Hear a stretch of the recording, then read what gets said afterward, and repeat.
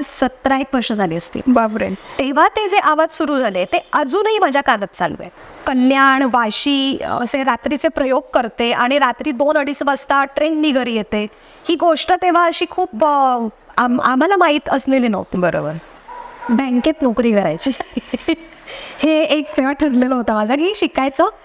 आंबट गोड मालिकेमुळे कदाचित मला जास्त ओळखत असाल की त्याच्यामध्ये माझी शांती नावाची व्यक्तिरेखा होती, जे इंग्लिश बोलणारं कॅरेक्टर होतं. की जी गोष्ट मला आवडते, माझं करिअर आहे, मला ह्यातनं पैसे मिळणार आहेत आणि मला शिवाय ती आवडते, की हे थांबतंय आता आणि माझ्या डिसेबिलिटीमुळे थांबतंय. हे खूप वाईट अनुभव होता तो.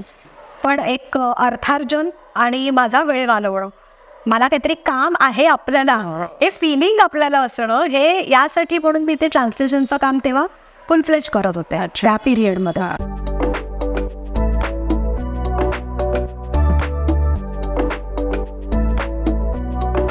FM KMW 29च्या प्रेक्षकांना मनपूर्वक नमस्कार. मंडळी, आज आपण अशा अभिनेत्रीला भेटतोय त्यांनी नाटक, मालिका आणि चित्रपटांमध्ये सुद्धा काम केलेलं आहे. सध्या त्या ठरलं तर मग या मालिकेतून सुमन किल्लेदार म्हणजेच सायली आणि अर्जुनच्या सुमन काके म्हणून आपल्या भेटीला येत असतात. त्यांचा जीवन प्रवास आज आपण जाणून घेणार आहोत. चला तर स्वागत करूया अभिनेत्री श्रद्धा केतकर वर्तक यांचं. नमस्कार श्रद्धाताई. नमस्कार. खूप दिवसांपासून चाललंय भेटायचं, आज योग आलाय. हो, मनापासून धन्यवाद. ठरलं तर मग मधली सुमन काकू, मला वाटते किल्लेदारांच्या घरातल्या दोन्ही पण जावा. एकीला काही आठवतच नाहीये. दुसरी एक साधी भोळी सुमन. हो. तर सुमन आणि श्रद्धा किती काय फरक आहे, काय सांगाल? खूप फरक नाही आहे. म्हणजे मला जेव्हा कॅरेक्टर सांगितलं, मग तिच्या इतकी मी भोळी नाही आहे ती खूपच भोळी आहे. पण एक चांगुलपणा एक बेसिक असतो. आता माझं मीच म्हणते मला चांगलं पण तिच्यासारखीच आहे मी जवळपास. अच्छा. थोडं शांत. हो, शांत आहे. म्हणजे मला खूप बडबड करायला फार जमत नाही, आवडत नाही पेक्षा जमत नाही. मी मालाडची आहे. बरं, बालपण सगळं मुंबईकर. जन्म, बालपण, शिक्षण सगळं मालाडमध्ये झालं. आई बाबा सगळे मुंबईचेच. बरं. आणि गाव माझं चिपळूण. अच्छा. हां.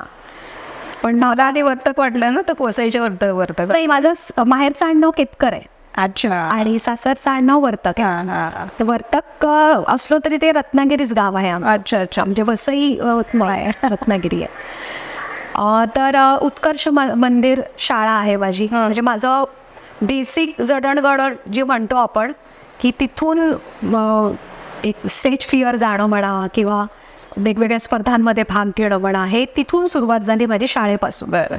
खूप शाळेने सपोर्ट खूप केला होता मला. आणि आई बाबा त्यांचा खूप लहानपणापासून सपोर्ट, म्हणजे माझा दादा, वहिनी सगळ्यांनी खूप सपोर्ट केलं. आणि 12वीची परीक्षा मी दिली होती आणि माझ्या शाळेतल्या एक बाई आहेत, अडूरकर बाई म्हणून, तर त्या राज्यनाट्य स्पर्धेमध्ये त्या नाटक करणार होत्या. बरं. 2 अंकी नाटक, अग्निपंख नावाचं नाटक होतं स्पर्धेसाठी. आणि त्यांना माहीत होतं की मी शाळेत असताना खूप नाटकांमध्ये आणि स्पर्धांमध्ये भाग घ्यायचे. तर त्यांनी लक्षात ठेवून मला फोन केला की असं मी करते, तर परीक्षा पण झाली तर तुला आवडेल का नाटकात काम करायला. तर मी कधीच एवढं मोठं 2 अंकी नाटक तेव्हा केलं नव्हतं. आणि म्हटलं करून बघूया, बाईच आहेत आपल्या, मी काय एवढं टेन्शन नाही आलं मला तेव्हा, करून बघूया ह्याच्यावर मी केलं. आणि ते पहिलं नाटक माझं, म्हणजे एक अभिनय ज्याला आपण म्हणू शकतो. अच्छा. फुल फ्लेज 2 अंकी नाटक, ते माझं पहिलं नाटक 12वीत असताना. हां, 12वीत असताना. त्याच्या आधी अभिनयाची माझ्या घरामध्ये मला काहीच बॅकग्राऊंड नाही. म्हणजे या क्षेत्रात म्हणणं तर खूप दूरची गोष्ट. अच्छा. पण कोणी नव्हतं, म्हणजे काही संबंधच नव्हता अभिनय या क्षेत्राशी. अच्छा. किंवा तोपर्यंत मीही ठरवलं नव्हतं की मला अभिनय क्षेत्रात करिअर करायचं.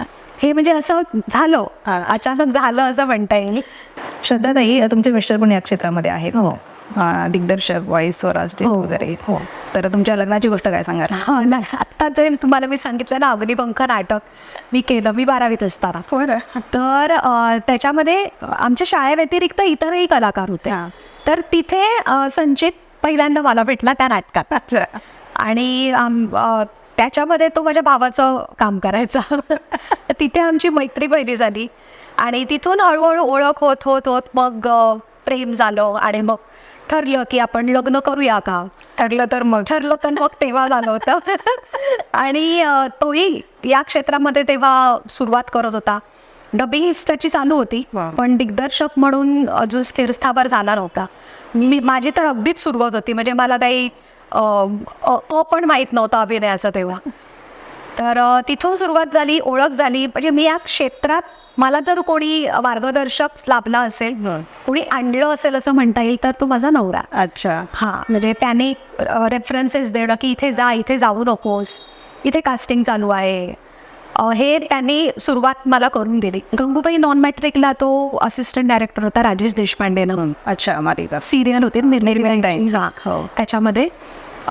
तर त्यानंतर नाटकं त्याने तर खूपच बरेच केलेत. पण दिग्दर्शक म्हणून डावपेच नावाचा सिनेमा त्याने भीमराव मुळे आणि संचित या दोघांनी मिळून दिग्दर्शन केलं आहे. बरं.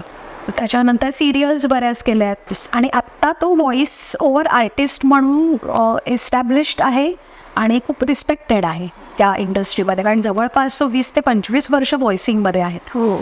त्यामुळे आता महाअवतार नरसिंहा पिक्चर जो आला, महाभारत म्हणजे कुरुक्षेत्र सिरीज, वेगवेगळ्या कार्टून सिरीज, म्हणजे ते तर अगणित आहेत कार्टून सिरीज. झी मराठी म्हणजे झीचे जेवढे चॅनल्स आहेत, त्या झी 5, झी मराठी या सगळ्यांचा चॅनल व्हॉइस आहे तो. बरं. तर आता त्याचं फुलफ्लेज सध्या कम्प्लिटली बिझी तो सध्या व्हॉइसिंगमध्ये आहे. बरं. तुमची पहिली मालिका कोणती? पहिली फुलफ्लेज डेली सोप म्हणता येईल तर ती आंबट गोड, ज्याच्यामध्ये मला पूर्ण वेळ आणि एक महत्त्वाची भूमिका होती. त्याच्या आधी मालिका अशी गंगूबाई नॉन मॅट्रिक, त्याच्यामध्ये एपिसोडिक काम असायचं. तेव्हा घडलंय बिघडलंय होतं, त्याच्यामध्ये पण एपिसोडिक काम असायचं. त्याच्यानंतर कॉमेडी एक्सप्रेस ते होतं. आंबट गोड नंतर सरस्वती, अरे वेड्या मला नावाची स्टार प्रभावावरतीच मालिका होती एक डेली सोप. त्याच्यात मी निगेटिव्ह कॅरेक्टर करायचे, रंडेचं. जसं आता अस्मिताचं पूर्वी कॅरेक्टर होतं ठरलं तर मगमध्ये, तसं एक निगेटिव्ह कॅरेक्टर नंडेचं त्या सिरियलमध्ये असायचं. ती केली. सरस्वती कलर्स मराठीवर. आणि कॉमेडीची बुलेट ट्रेन. 4x4 मध्ये सुद्धा, तेव्हा जे 4x4 होतं त्याच्यामध्ये पण काही एक दिवस मी होते. आणि मध्ये बराच वेळ ब्रेक घेतला होता तुम्ही? हो. त्यावर ब्रेक अशासाठी झाला की मी नाटक करत होते एकडाव भटाचा. तर ते करत असताना ना मला एक दिवस अचानक खूप सर्दी झाली आणि तेव्हा माझ्या कानामध्ये ना आवाज सुरू झाले. म्हणजे आपली पूर्वीच्या काळी कुकर असायचे ना, असे वाफेचे दुधाचे कुकर. ते दूध गरम झाल्यावरती शिटीचा आवाज यायचा. ती शिटी जेवढ्या लाऊड आणि जेवढी इंटेन्स वाजते ना, तसे शिटीचे आवाज माझ्या कानात तेव्हा सुरू झाले. तर मला वाटलं की हे सर्दी आहे, सर्दी बरी झाल्यावरती जाईल, पण ते काही गेले नाहीत. आणि तेव्हा ते सुरू झाले, म्हणजे या गोष्टीला झाली आता जवळपास 17-1 वर्ष झाली असतील. बापरे. तेव्हा ते जे आवाज सुरू झाले ते अजूनही माझ्या कानात चालू आहे. मला त्रास होत असेल तेव्हा खूप झाला, तेव्हा प्रचंड त्रास होत होता. आणि आता त्याची सवय मी करून घेतली, कारण त्याला उपाय काही नाहीये. असं त्याला टिनिटस नावाचा एक आजार म्हणतात. तर ती शिटी काही जात नाहीये आणि त्याचा परिणाम माझ्या हिअरिंग कपॅसिटीवरती झाला. म्हणजे जोपर्यंत ते वय तरुण होतं तोपर्यंत चालून गेलं, म्हणजे मी कामही करत होते तेव्हा. पण नंतर ना माझा हिअरिंग लॉस व्हायला लागला. आणि मला कळायचं नाही, मला कोणीतरी बोलतंय हे कळायचं, पण एक्झॅक्टली समजा मला कोणी लांबून हाक मारली तर मला ते कळायचं नाही की ते मला हाक मारतायत. आणि किंवा आता सीन चालू आहे तर समजा दिग्दर्शक काही सूचना देत असतील सीन चालू असताना की आता तू असं कर तसं कर, तर ते मला ऐकू नाही यायचं. इतकं ते हळूहळू परिणाम माझ्या याच्यावर श्रवणशक्तीवर व्हायला लागलं. आणि मग एक पॉईंट असा आला ना की माझा ना कॉन्फिडन्सच गेला की नको, म्हणजे असं दुसऱ्याची पण गैरसोय होते, आपला पण अवघडल्यासारखं होतं आपल्याला, तर मग ना नको करूया आपण काम, थांबूया. तर मग मी थांबले. त्याच्यामुळे मी सरस्वती नंतर मग खूपच झालं माझं ते हिअरिंग लॉस झाला. काही उपचार नाही केले का? उपचार केले पण फारसा त्याचा उपयोग नाही झाला, कारण ह्याचं जे कारण आहे ना हे आवाज येण्यामागचं ते वेगळं आहे. अच्छा. म्हणजे ते इयर बोनशी संबंधित आहे. जे आपलं व्हायब्रेट होतं इयरबोन, ते माझं व्हायब्रेट न होता ते जाम झालंय. अच्छा. आणि त्याचा सर्जरीचा सक्सेस रेट हा मला खूप कमी सांगितला होता तेव्हा. अच्छा. आणि हे पण गॅरंटी नव्हती दिली की सर्जरी करून आवाज जाईल, हा आवाज जो येतोय तो बंद होईल ही गॅरंटी नाही. अच्छा. म्हटलं आता मग काय म्हणजे रिस्क कोणत्या बेसिसवरती घ्यायची, म्हणून मी सर्जरीचा विचार नाही केला. पण म्हटलं, आणि मुलगाही माझा तेव्हा लहान होता, मग घरालाही वेळ देणं गरजेचं होतं, हे पण होतं. म्हटलं नाही, आपण थांबूया, सध्या तरी थांबूया करून मी थांबले. पण ते आपल्यालाच सवय होतं ना, चांगलं चाललेलं काम आपलं थांबलेलं आहे, हे फ्रस्ट्रेशन असतं. त्यातून बाहेर कशा पडलात? बाहेर अशी पडले ना की नवरा माझा म्हणाला की हे बघ, काम तर करायचं आपल्याला, आपण असं नाही, असं बसून नाही राहू शकत. तर मग तू हिअरिंग एड का नाही वापरत? तर तोपर्यंत ना माझ्या मनात नव्हतं आलं की हिअरिंग एड कसं वापरायचं, असं थोडंसं असतं ना आपल्याला, हिअरिंग एड वापरायचं आपण. तर तो म्हणाला काय त्याच्यामध्ये प्रॉब्लेम आहे, लोक चष्मा वापरतात, तितक्या सहजपणे तू ॲक्सेप्ट कर ना की हिअरिंग एड आहे आपल्याला, आहे तर आहे. मग थोडा विचार केला त्याच्यावरती की अरे हो, खरंच आहे की मग निव्वळ असं हे एक आहे आपल्याला डिसेबिलिटी, त्याच्यामुळे आपण करिअर नाही सोडू शकत, ज्याच्यासाठी आपण इतकी वर्ष दिलेली आहे. मग मी ठरवलं, म्हणजे फायनली ते माझ्या मनाशी ठरणं गरजेचं होतं की आपण हिअरिंग एड वापरूया. मग आम्ही गेलो आणि अगदी लहानातली लहान साईज जी शक्य आहे हिअरिंग एडची, ती आम्ही करायला सांगितली. आणि मग ती ट्राय केलं तर खरोखर ते इतकं, आत्ताही मी लावलं आहे, हो, पण ते दिसत नाही. इतकं मी ते कस्टमाइज इयरिंग एड करून घेतलं. हो, मग त्याने ऐकायला येतं तुम्हाला? त्याने व्यवस्थित ऐकू येतं. आणि तो आवाज बंद आहे? नाही, आवाज चालूच आहे. इरिटेट होतं, इरिटेट खूप होतं. आणि जेव्हा ते सुरू झालं होतं तेव्हा तर म्हणजे भयंकर इरिटेट होत होतं, झोप नाही लागायची रात्र. नाही, आपल्याला कधी कानात असा आवाज आला की ते अस्वस्थ होतं. तुम्हाला हे कायमस्वरूपी म्हणजे? कायमस्वरूपी. बापरे. आणि पण सवय झाली त्याची. आता बघूया, ही वाट बघते. असं झोपल्यावर शांत तरी पण तो आवाज चालू? हो, 24 तास 1 सेकंदही नाही थांबलेला. मग हा आजार काय ना, म्हणजे आज पहिल्यांदा आहे ते. हो, खूप तो रेअर आहे. काय म्हणतात ते? टेनिटस नावाचा आजार आहे हा.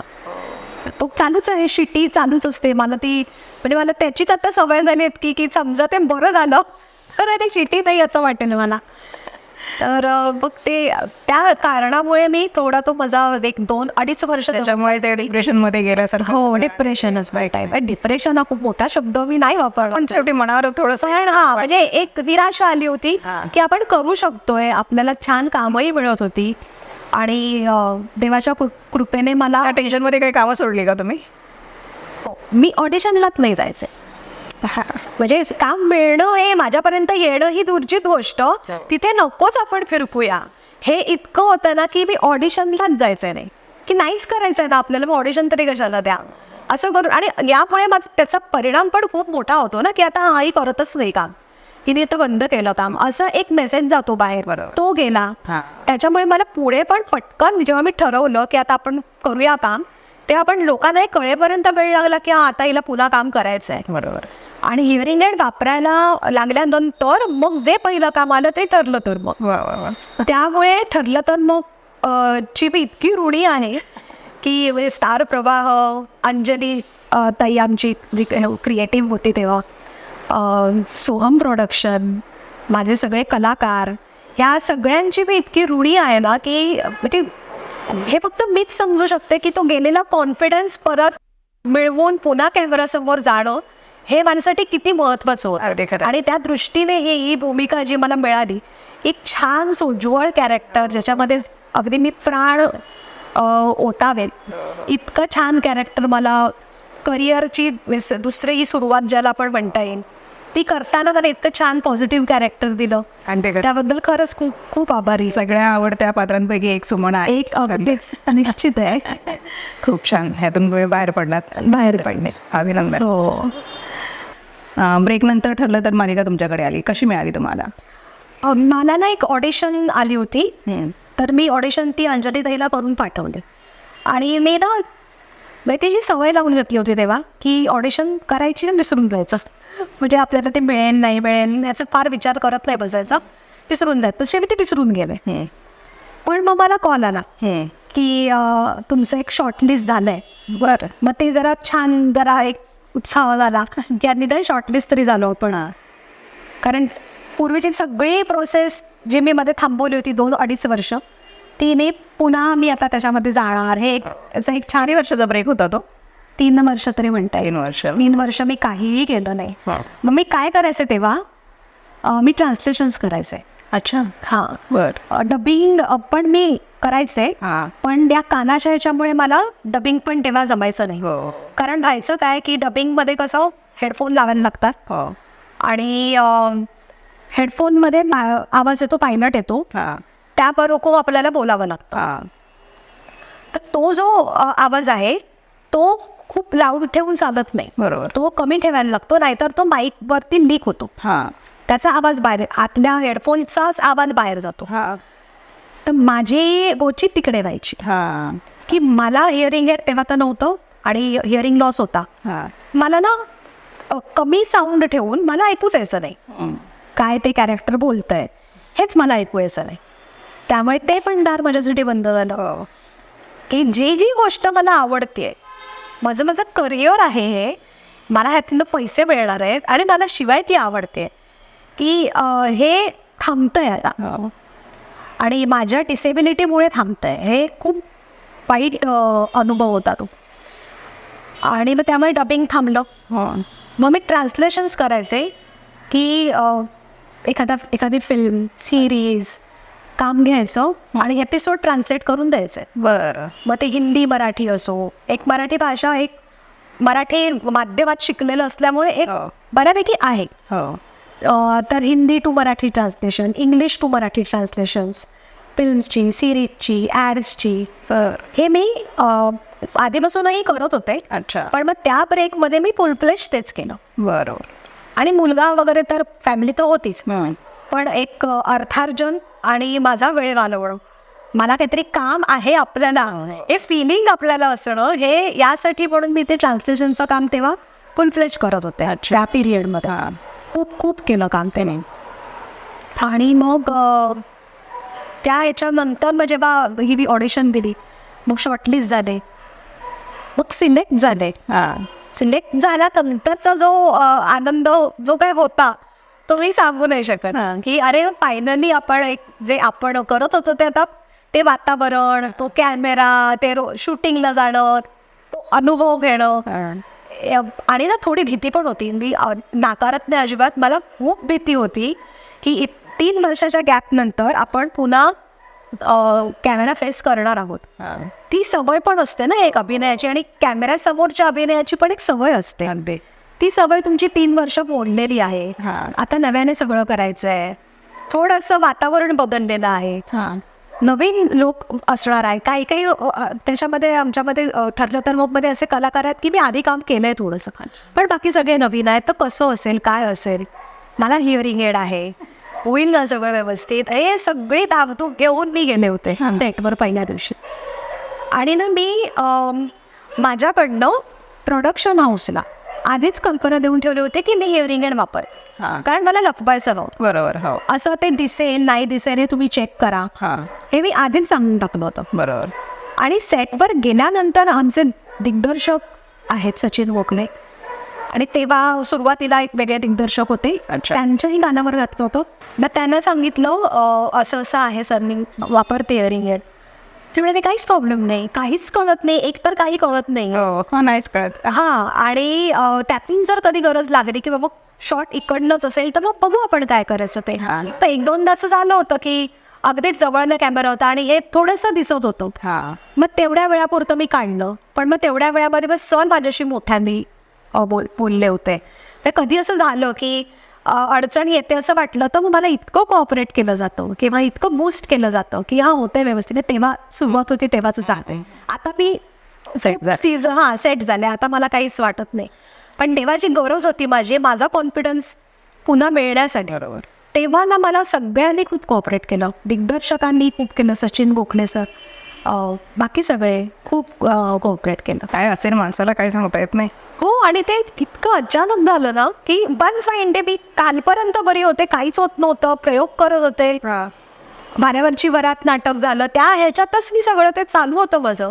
आंबडगोड झालं, आंबडगोडच्या आधीची गोष्ट आहे अर्थात ती. तेव्हा मी हिअरिंग एडची गरज नव्हती वाटली मला, आवाज होता पण हिअरिंग लॉस इतका नव्हता.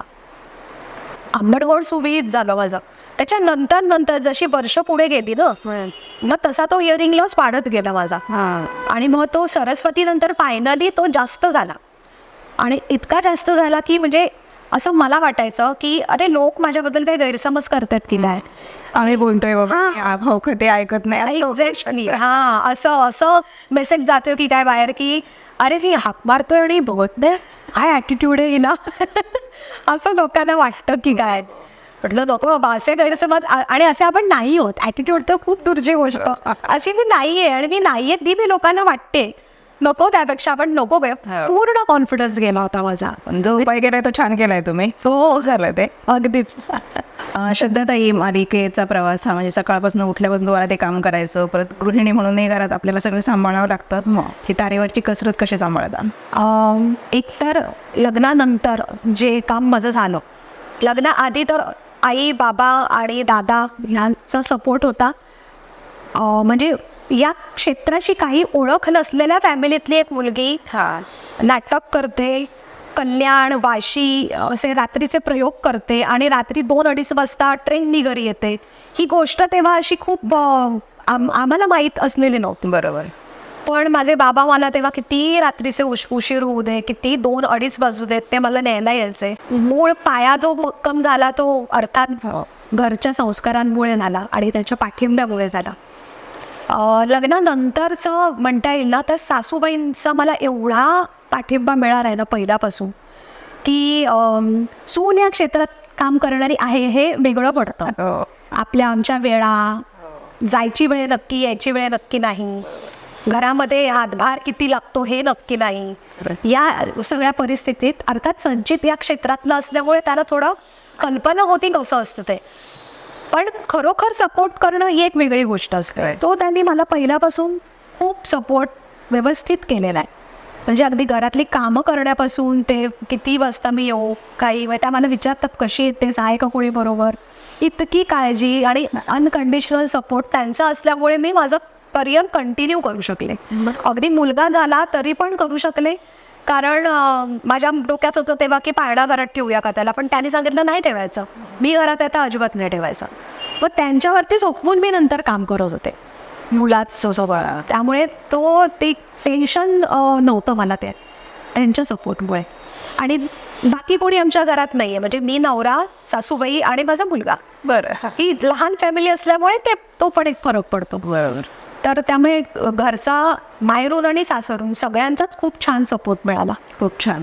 आणि प्रत्येक गृहिणीला हे महत्वाचंच असतं. आम्ही बाहेर काम करते मन शांत राहा, स्थिरस्थावर असणं गरजेचं असतं ना. आणि आमच्या क्षेत्रात तर ते पहिलं गरजेचं असतं. कारण एक भूमिका करायची म्हणजे आपण स्वतः शांत असणं गरजेचं आहे. पण ते खूप माझं छान देवाच्या कृपेने छान झालं. तुम्ही बऱ्याच मालिकांमध्ये विविध भूमिका साकारलेल्या आहेत, नाटकांमध्ये साकारल्या आहेत. एखादा गमतीशीर किंवा गंभीर किस्सा? गंभीर किस्सा म्हणजे आताच घडलं होता. ठरलं तर मग करत असताना की आमची पूर्ण आजी अचानक गेली. तर तो एक खूपच मोठा धक्का होता. आणि मला तर ती म्हणजे शूटिंगच्या दरम्यानच जी भेटली ती ही शेवटची वेळ हे तेव्हा तर ध्यानीवनी पण नव्हतं. तर अगदी हसतं खेळतं व्यक्तिमत्व आणि अचानक आता नाहीच भेटणार असं झालं. तर ते खूपच धक्कादायक होतं सगळ्यांसाठीच. हो, अगदी सगळ्या. आता मी तर खूप टप्प्याटप्प्याने काम करायचं तिच्याबरोबर. माझं शूट असायचं, सुभेदारांबरोबर माझं लागेल जेव्हा तेव्हा असायचं. पण बाकीचे तर ते रोज तिच्याबरोबर करत होते. आणि दुसरी एक सुखावणारी गोष्ट, सुखावणारी अशा अर्थाने की आपण एखाद्याला आनंद देऊ शकतो हे एक आहे त्याच्यामध्ये. की एका कारणामुळे मी हॉस्पिटलमध्ये होते, म्हणजे मी नव्हते पण माझ्या सासूबाई होत्या. तर हॉस्पिटलमध्ये माझं जाणं येणं होतं. तर तेव्हा तिथे ॲडमिट असलेल्या पेशंटला जेव्हा समजलं की ठरलं तर मध्ये काम करणारी सुमन काकी आली आहे, हॉस्पिटलमध्ये आली आहे, तर त्यांनी मला भेटायची इच्छा व्यक्त केली. तिथल्या नर्सेस वगैरे ज्या होत्या ते घेऊन गेल्या की भेटायचे. आणि ते जे काका होते ते गुजराती होते. ते गुजराती लोकसुद्धा ठरलं तर मग इतकं आवडीने बघतात, माझं कॅरेक्टर लक्षात ठेवतात आणि त्यांना आनंद होतो. मी आनंद त्यांना देऊ शकते. इतरही अनेक होते, मराठीही पेशंट्स होते, त्यांना आनंद देऊ शकतो. हे छान सुखावणारा एक अनुभव असतो. खूप छान. श्रद्धाताई, अभिनयाव्यतिरिक्त रेकी न्यूमरोलॉजी हा पूर्ण वेगळा विषय आहे हो. आणि त्यातही तुम्ही अभ्यास केलेला आहे. काय सांगाल त्याबद्दल? रेकीची सुरुवात कशी म्हणजे आलं कसं माझ्या आयुष्यात आहे तर जसं मी म्हटलं कानाचा आजार माझा त्याच्यावरती काही औषध नाही आहे. आपण पडताळून बघत असतो ना की काय आहे याच्यावर उपाय, Right. नक्की कशात उपाय आहे की त्याने आपल्याला फरक पडेल. हो. मग तो ॲलोपॅथी झालं, होमिओपॅथी झालं, आयुर्वेदिक झालं, हो. वेगवेगळे उपचार झाले. हां. मग कळलं की हे पण एक असतं बरं. रेकी म्हणा किंवा हां तर मग म्हटलं आपण ते शिकूया. हां आणि माहिती नाही पण मला ते आवडलं बरं. करायला हां. की ते ऊर्जा ही काय असते. काय आहे रेकी म्हणजे काय नेमकं? रेकी म्हणजे ऊर्जा, वैश्विक ऊर्जा जी आपण आपल्या माध्यमातून स्वतःला घेतो आणि दुसऱ्यालाही देतो. बरं. तर तिथून म्हणजे एक अध्यात्म या विषयाशी माझी ओळख बरं. ही तिथून झाली आणि त्याचा उपयोग मला पुढच्या म्हणजे आत्तापर्यंत होतो की माझं वागणं कसं असायला पाहिजे या संबंधात. हां मुळात म्हणजे माझ्या या आजारावरती काय मला रिलीफ मिळेल त्यातून. हां हां पूर्ण बरं अजूनही नाही झालं हो पण मला त्याच्यामध्ये रिलीफ मिळाला आहे की त्या आवाजाचं प्रमाण थोडं कमी जास्त होणं हो किंवा त्याच्याशी लढण्याची शक्ती मला मिळणं, ही प्रतिकूल परिस्थिती असताना पण मला काम करत राहायचं आहे हे मला बळ मिळणं, या ज्या गोष्टी आहेत किंवा एक योग्य उपचारपेक्षा आता हिअरिंग एड लावण्याची बुद्धी मला होणं, ते माझं पूर्ण काम होऊन माझं काम सुरू होणं, या सगळ्या गोष्टी ज्या पॉझिटिव्ह गोष्टी आयुष्यात सकारात्मक गोष्टी घडतात, घडतात. सकारात्मक घडतात, त्या सकारात्मकतेकडे नेणारी गोष्ट ही एक ऊर्जाच असते, चांगली ऊर्जा बरोबर. जी आपण आपल्यामध्ये इन्व्हाइट करतो आणि आपल्याला उपयोग करून देतो, दुसऱ्यालाही त्याचा उपयोग होतो. तर तिथून माझी ओळख झाली आणि त्याचा उपयोग मला आत्तापर्यंत होतो. मी स्वतःवरती रेकी घेते, दुसऱ्यालाही गरज असेल तर देते. पण देणं आणि घेणं कसं असतं ते मला खरंच त्यातलं काही माहीत नाही आहे. हां, ते एकदम म्हणजे डिस्टन्स हिलिंग आहे ना रेकी आहे. हां. म्हणजे ध्यान वगैरे आहे का? ध्यान तर आहे, मेडिटेशन आहे, स्वतःवरती रेकी घेणं आहे. मध्ये काही काळ मी रेकी पण थांबवली होती, इतकी मी डिप्रेशनमध्ये होते. हो. पण त्यातूनही मी बाहेर पडून आहे ना आपल्याला करायला पाहिजे. ज्या रेकीशी संबंधित माझ्या मैत्रिणी आहेत त्यांनी मला खूप बूस्ट केलं की नाही तू कर, होणार उपयोग. मग ते पुन्हा सुरू केलं आणि दुसऱ्यांना रेकी म्हणजे आपण ते आम्हाला शिकवलं जातं की दुसऱ्यांना रेकी कशी देतात. तर तो एक वेगळा भाग आहे त्याच्यामधला की दुसऱ्याला तुम्ही इथे बसून जगात कोणालाही कुठेही रेकी देऊ शकता. अच्छा. हां, तर तो एक आहे. म्हणजे मला ते आवडलं करायला. मग त्याच्याशी संबंधित जे जे हिलिंग मोडॅलिटीज आहेत की ह्याचा पण उपयोग होतो का, पण त्याने त्याला झाला उपयोग. बंद नसेल झालं तरी त्याचा एक थोडा रिलीफ त्यातनं मिळण्यासाठी मला त्याचा उपयोग झाला. म्हणजे रेकी हे फक्त आजारपणाचे की मानसिक स्वास्थ्यासाठी? मानसिक स्वास्थ्यासाठी जास्त आहे, आजारपण सुद्धा आहे. अच्छा. पण त्याची रेग्युलर प्रॅक्टिस गरजेची. ओके. रेकी जर शिकलात तुम्ही तर ते रेग्युलरली करणं गरजेचं आहे. का शिकावी रेकी? तुमच्या स्वतःच्या स्वास्थ्यासाठी तर शिकावी, मानसिक, शारीरिक. आणि अध्यात्माची आवड असेल तर काय, ऊर्जा म्हणजे काय, ऊर्जेचा आपण म्हणजेच ऊर्जा आहोत ना. हो बरोबर. माणूस आहोत म्हणजेच कन्सॉलिडेटेड फॉर्म. एका वाक्यात जर सांगायचं झालं तर आत्मिक शक्ती जागृत करणं असं आहे का? निश्चित आत्मिक शक्ती, कारण तेच बोल आहे ना आपलं. त्या गोष्टींकडे लक्ष जातं आपलं, जे आपण आपलं संसार, स्वत्व शोधायचं. हां, संसार, मूल, करिअर, पैसा कसा मिळवायला पाहिजे, गाडी कशी घेतली पाहिजे, घर कसं चाललं पाहिजे, या मध्ये गुंतून पडलेलो असतो ना. तर थोडंसं स्वतःमध्ये पण डोकवायला शिकतो. बरोबर. की दुसऱ्याकडे बोट दाखवण्याआधी आपण कुठे चुकतोय, चुकतोय का, याचं परीक्षण आपण स्वतःचं करायला लागतो. मग मला माझ्यामध्ये काय बदल करायला हवा की समोरचा माणूस आपोआप बदलणार. बरोबर. हे कर्म म्हणजे काय, कारण सगळं तिथेच येऊन थांबतं. पण अध्यात्माशी संबंधित जो प्रवास माझा आहे, वाचन आहे म्हणा, शिकणं आहे, ऐकणं आहे, हे सगळं माझं त्याच्यानंतर हळूहळू सुरू झालं. आणि मला खूप म्हणजे मी असं सांगू नाही शकणार की मला त्याचा किती आणि काय कसा उपयोग होतो. बरोबर. पण मला लोकांशी वागताना, बोलताना, स्वतः शांत राहताना थोडं हलायला होतं. अशांतता तर आता माणूस पडणं होणार, पण त्यातल्या त्यात तुम्ही कसे कंट्रोल ठेवू शकता स्वतःवरती. कारण हे एवढा आवाज सहन करणं ही खरंच सोपी गोष्ट नाहीये. कुठेतरी ते मला का झालंय ह्याचं पण उत्तर माणूस शोधत असतो ना, की माझ्या बाबतीत का झालंय, त्याचं उत्तर का झालं हे मिळतं हां त्या अभ्यासामध्ये. बरोबर. मग त्याच्याशी ते एकदा ते आवडतं म्हटल्यानंतर मग आणखीन काय आहे याच्यामध्ये, आणखीन कोणती न्यूरोलॉजीचं काय?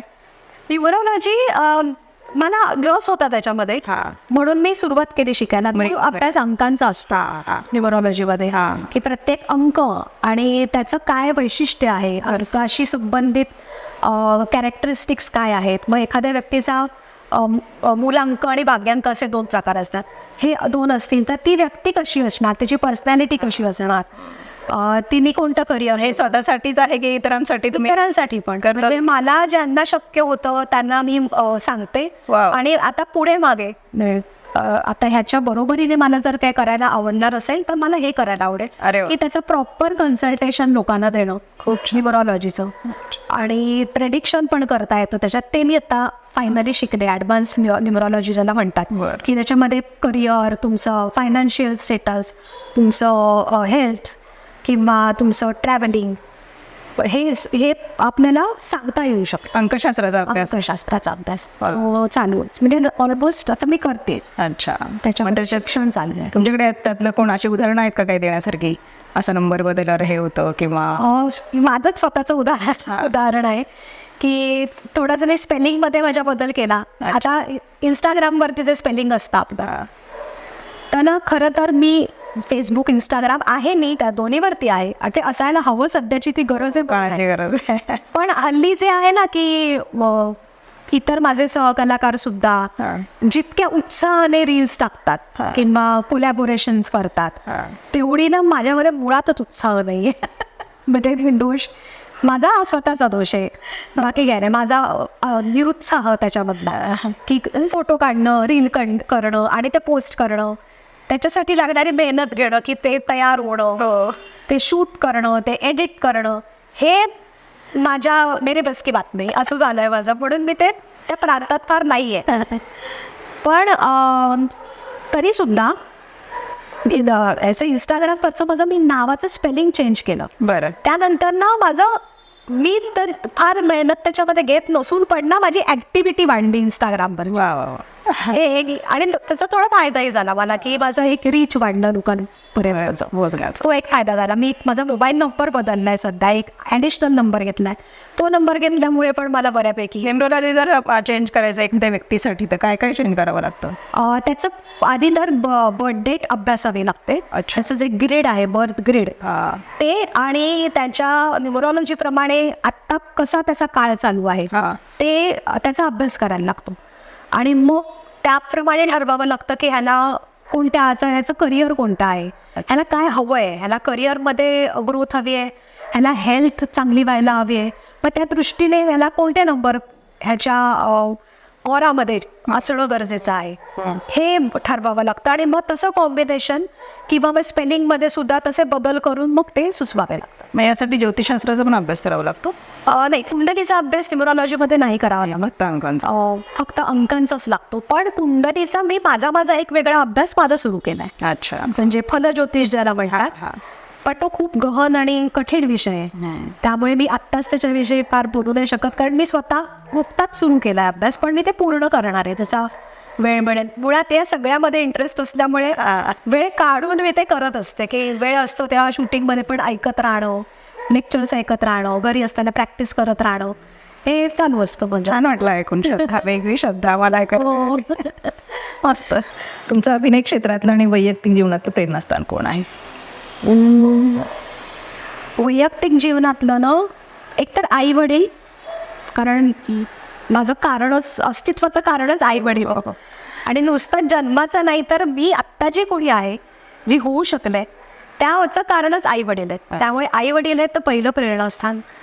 त्याच्यानंतर नवरा, की पुढचं आयुष्य ज्याच्याबरोबर घालवतो आपण, ती व्यक्ती सपोर्टिव्ह असणं आणि तिने योग्य मार्गदर्शन करणं या क्षेत्रात येताना पण आणि पुढे काम करत असताना पण, योग्य काय अयोग्य काय.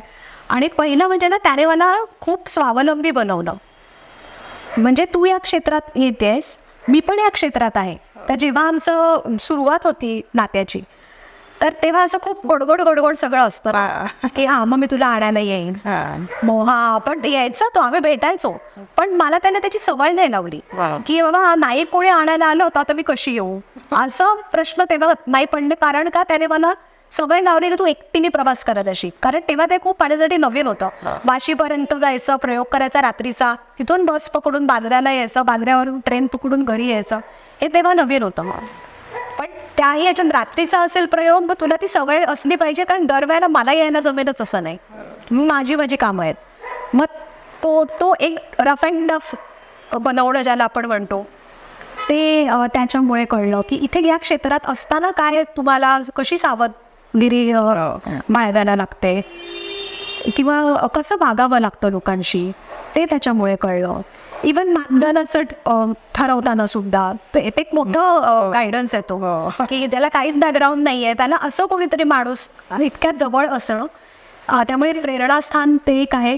कामाच्या प्रती निष्ठा, म्हणजे कशी प्रायोरिटी कामाला द्यायची, आणि आपण ठरवलं ना हे काम करायचं तर मग पूर्ण करायचं ते. बरोबर.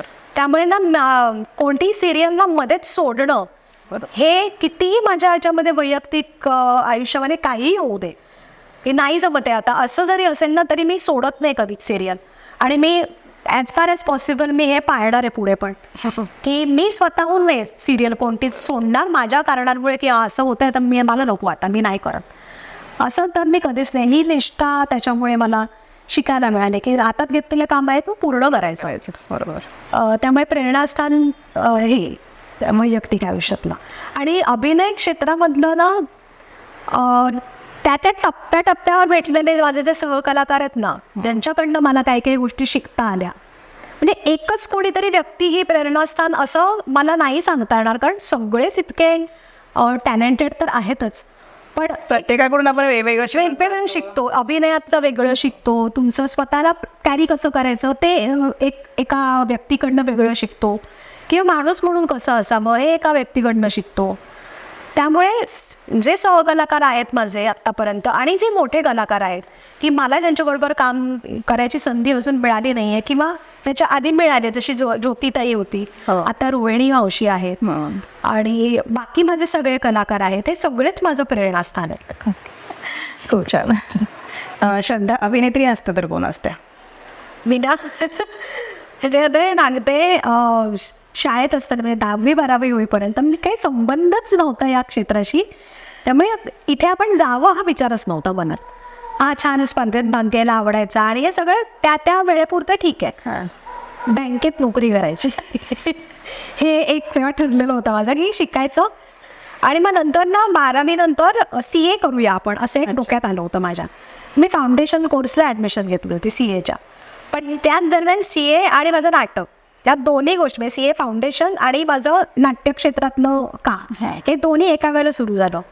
आणि मग तो जो कल माझा नाट्यक्षेत्राकडे गेला, CA फाउंडेशन पडलं मागे आणि नाट्यक्षेत्राकडे जास्त माझा कल झाला. अभिनेत्री असते तर CA असते कदाचित आहे बाबा, क्लिअर झाले असते तर असते, पण बरी होते मी अभ्यासात तशी शाळेत असताना. Rapid fire.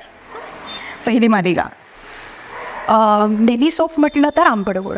बरं. पहिलं नाटक? तुमची मुलगी मजेत आहे नावाचं एक नाटक होतं. स्वतःची आवडती भूमिका? सुमन.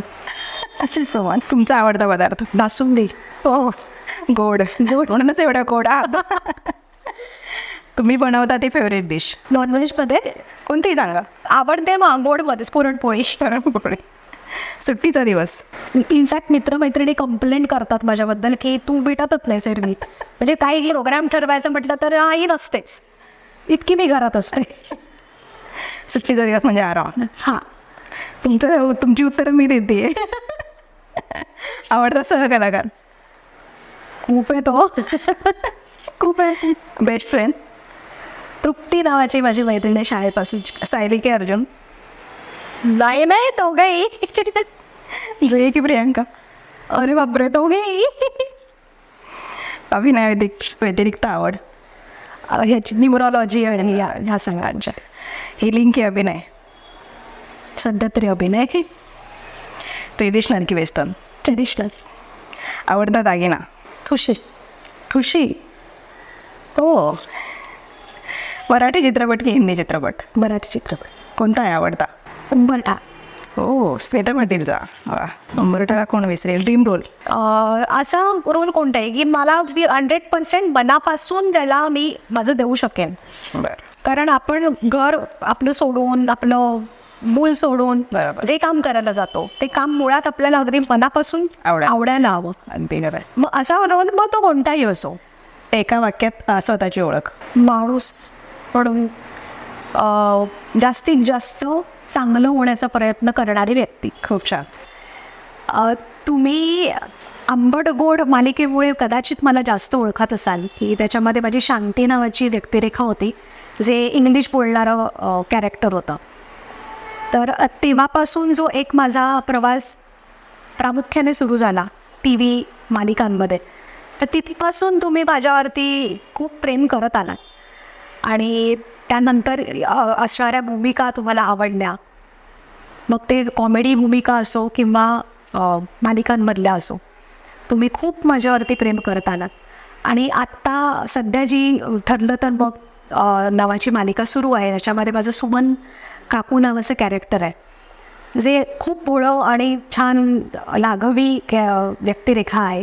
आणि आता सध्या तिचा जो प्रवास चालू आहे की ती स्वतःच्या नवऱ्याच्या विरोधात उभी राहिली आहे, कारण नवरा चुकीचा वागतो आहे हे तिला समजलं आहे.